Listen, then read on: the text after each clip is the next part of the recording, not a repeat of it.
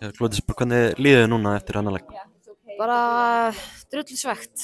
Mér fannst frammistaðan og framlag liðsins bara algjörlega til fyrirmyndar og mér fannst við eiga skilja að vinna þennan leik. Maður segir þetta oft eftir leiki og oft er það bara algjört rugl en í dag virkilega fannst mér frammistaðan vera, semst við áttum skilið sigur. Eins og segir, frammistaðan kannski sérstaklega í fyrri hálfleik, bara geggjuð hjá liðinu.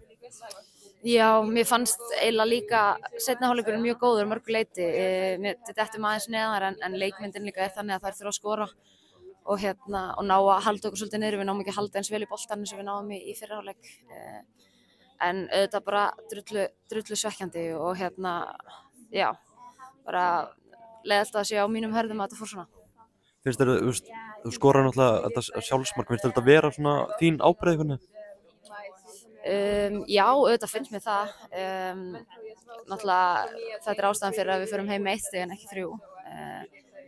En að sama skapi þá, ef ég tek ekki boltann þá skorar hún fyrir aftan mig. Þannig að já, ég veit ekki hvað ég hefði getað gert öðruvísi en auðvitað er þetta ömurlegt og já, ég mun horfa á þetta aftur og reyna að hugsa hvað ég hefði getað gert sem var ekki þetta.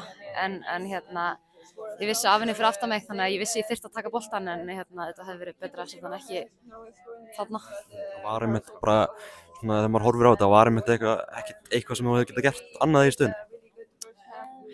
Já, kannski hjálpar aðeins hjartan að segja það en auðvitað er aldrei gaman að skora sjálfsmark og er aldrei gaman að leikurinn enda svona út af þessu mómenti en kannski betur þetta að sé á mínum herðum en einhvers annars af því að frammistaða liðsins var algjörlega til fyrirmyndar og margt sem við getum tekið með okkur úr þessum leik, ekki bara í næsta leiki heldur líka inn á EM og bara gríðarlega stolt af liðinu og gaman að sjá hvað við vorum hugrakar í pressunni og með boltann og já, bara heilt yfir gríðarlega svekkjandi. Hvernig var bara að díla við Heiðberg og Graham Hansen og þessar bara stjörnur í fremstu vílunni á Noregi? Auðvitað eru þar með heimsklassa leikmenn og við vissum það alveg fyrir leik og við vissum að við þurftum að hafa góða gætur á þeim og mér fannst þau svona heilt yfir í leiknum vera með það og það skapa sér held ég 3 færi í öllum leiknum, svona virkilega góð færi og það er Sessa verið frábærlega fyrir hálfleik. Svo fá þær 1 dauðafæri í byrjun seinni hálfleik og svo þegar það skora en fyrir utan það þá er bara allt liðið að verja gríðarlega vel og frá aftasta manni bara fram í fremsta og það var ótrúlega gaman að þegar við komumst í hérna gíra við erum bara að gefa allt fyrir hvort aðra og ég held ekki tala fyrir alla að það skildu allir allt eftir á vellinum í dag og við sjáum að 6 leikmenn eitthvað í heildina er að fá krampa og þurfa að fara út af þannig að þetta var mjög high tempo leikur. Sessa geggjuð í þessum leik? Sessa er frábær og já, tekur þau moment sem við þurfum á hana að halda og það er akkurat það sem við viljum og bara ótrúlega gaman fyrir hana. Svona, hvernig líður þér bara í líkamannum eftir þennan leik?